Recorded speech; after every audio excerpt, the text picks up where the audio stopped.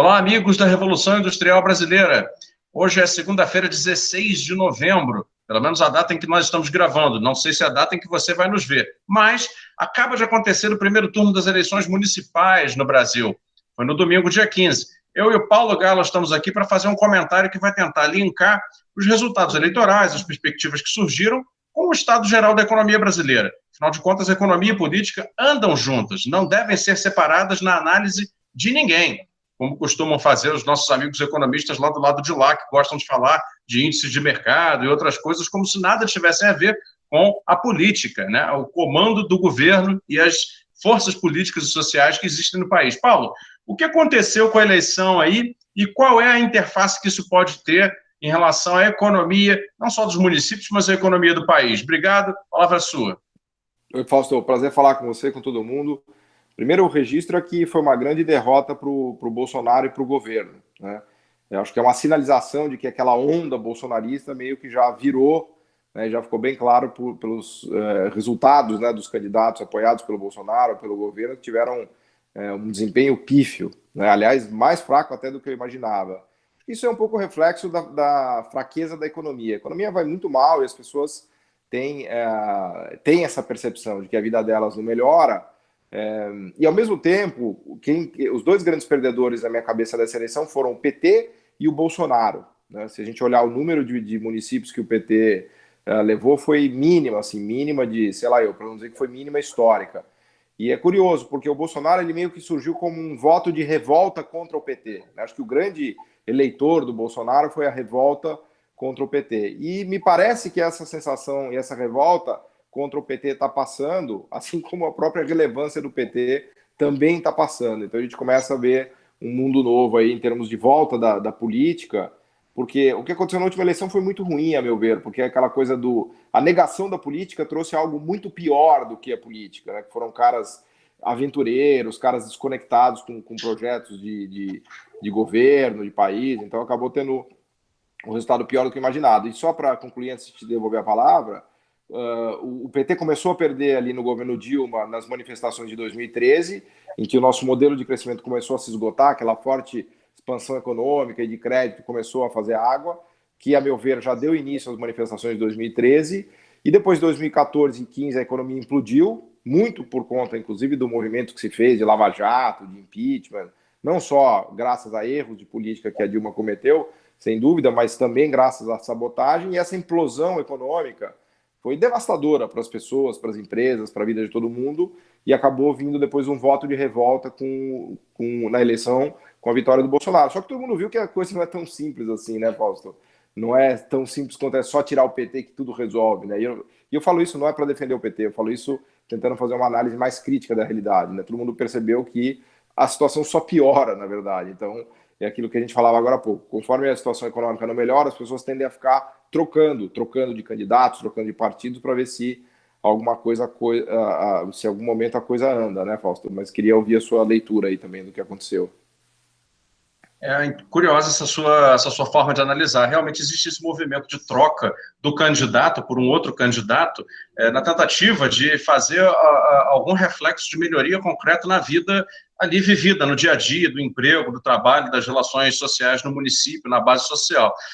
Me lembrou muito o que você falou, o que a gente conversou na semana passada a respeito da eleição dos Estados Unidos, quando, na realidade, um longo processo de desindustrialização do norte dos Estados Unidos e empobrecimento da sociedade como um todo veio a trazer a sociedade americana a um nível de radicalização política muito forte, que elege o Trump como antissistema, como em geral se classifica, que é um similar do que acontece aqui com o Bolsonaro, e logo em seguida ele perde, consegue um feito, que é não se reeleger estando, né, no governo, como nos Estados Unidos, em geral, isso nunca acontece.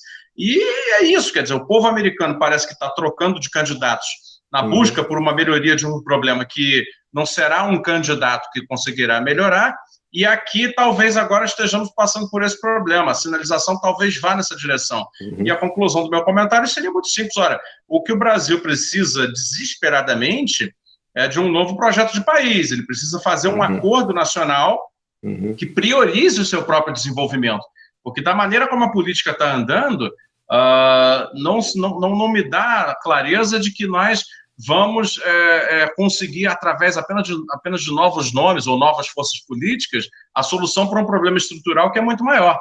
Então, acho que já passou da hora de o Brasil discutir que tipo de projeto de futuro quer para si, né, para onde quer ir, em quanto tempo, com que qualidade, e chegar lá através do seu próprio esforço, né? E isso realmente anda muito ausente da discussão política no país. Não sei se você acha que essa analogia aí faz sentido. O que você pensa? Não, perfeito. Eu não tinha me dado conta, mas é isso mesmo. A desindustrialização brasileira também provocou uma grande polarização no Brasil. A diferença é que os Estados Unidos têm uma renda per capita de $50 mil e lá eles estão brigando a partir de um nível de $50 mil. No Brasil, essa polarização se deu com um país ainda muito pobre e muito desigual. A gente teve uma desindustrialização com $10 mil, é o que os economistas chamam de desindustrialização prematura. Isso não é de agora, isso é um processo que vem de verdade desde os 90, com alguma janela ali na era Lula de 2003 a 2007, 2008, de um suspiro de aumento de produção industrial, mas tirando essa janela, a gente viu um grande processo de empobrecimento estrutural do Brasil, né? E não tinha me caído a ficha que muito talvez dessas reviravoltas e da polarização política que a gente tem vivido no Brasil também se deve a esse empobrecimento generalizado, naquela frase famosa lá do meu avô, de que em casa que falta o pão, todo mundo briga e ninguém tem razão, né? Então acho que essas eleições me surpreenderam, porque eu não imaginava que a onda bolsonarista fosse morrer tão cedo, né? Porque ela, na verdade, mostrou um fôlego muito curto, né? Você pegar os grandes nomes deles, que eles, enfim, tinham grandes apostas, aí com votos, com um resultado ridículo, pífio, né? Mas, enfim, é isso, Fausto. Mas eu acho que, bem legal. Não tinha pensado por essa ótica aí que você falou. É isso aí, quer dizer, no final das contas, o problema estrutural brasileiro é tão grande, é tão histórico, que sempre haverá uma lanterna gritando, né? Precisamos de um projeto de país, precisamos de um projeto de país. É um alto-falante que grita isso no ouvido de todos. Acontece que os políticos nem sempre têm a disposição de ouvir, porque isso realmente dá muito trabalho. Isso precisa de um grande acordo, precisa de uma direção política muito forte, e aí, já que estamos falando de eleição, precisa de um pouco mais de calma e tranquilidade nas forças políticas para negociá-lo, né? O projeto de país é uma concertação de interesses muito ampla, muito grande, e as forças políticas, infelizmente, estão conversando muito pouco. Mas seria isso aí. Paulo, obrigado mais uma vez pela entrevista aí. Pessoal, aí fugimos um pouco do nosso assunto de economia, porém não, porque a economia e a política andam juntas sempre. Num país cheio de problemas estruturais e uma desigualdade tremenda, e a apropriação dos recursos produzidos tão desigual como ela é óbvio que a política precisará intervir na economia para a correção desses rumos. Muito obrigado, até uma próxima. Se inscreva na Revolução Industrial Brasileira e no canal do professor Paulo Gala. Pessoal, abraço.